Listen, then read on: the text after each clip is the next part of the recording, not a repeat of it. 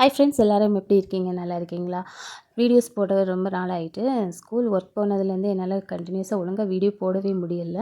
இனிமேல் மறுபடியும் 18லேருந்து மறுபடியும் ஸ்கூல் போகணும். அதுக்கப்புறம் எப்படி வீடியோஸ் போடுவேன் என்னன்னு எனக்கு தெரியல.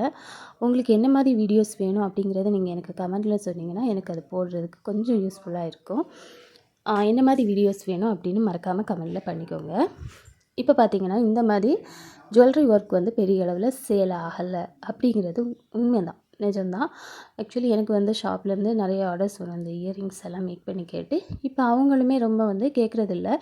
நானும் ஸ்கூலுக்கு போனதுனால அதை பற்றி ரொம்ப வந்து ரிசர்ச் பண்ணல. ஏன் அப்படி கேட்கல, அந்த மாதிரி போய் அவங்கக்கிட்ட கேட்கவும் இல்லை. நமக்கு வந்து ஸ்கூல் வேலையே கரெக்டாக இருக்கிறதுனால அதை போய் நான் கேட்கவும் இல்லை. ஸோ இது வந்து இப்போ அவுட் ஆஃப், அதாவது ட்ரெண்ட் ஆகிட்டு அப்படின்னு நினைக்கிறோம்.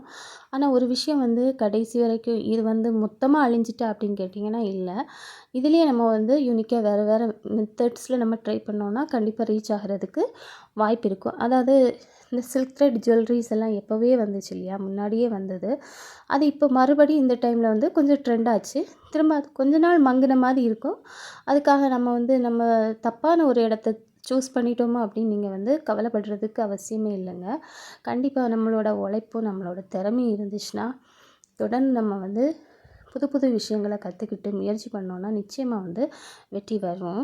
அதில் எந்த டவுட்டும் கிடையாது. அப்புறம் நீ எதுக்கு ஸ்கூலுக்கு போன அப்படின்னு கேட்பீங்க. ஆக்சுவலி நான் வந்து ஃபெப்ரவரியில் தான் எனக்கு கால் பண்ணியிருந்தாங்க.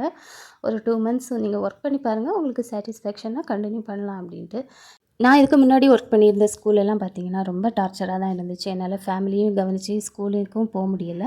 அதனால தான் இந்த மாதிரி பிஸ்னஸ் ஸ்டார்ட் பண்ணேன். பட் இப்போ ஒர்க் பண்ணுற ஸ்கூல் வந்து ஓரளவுக்கு பரவாயில்ல. ஸோ இது 2யும் நான் கண்டினியூ பண்ணணும்னு நினைக்கிறேன். தேங்க்யூ.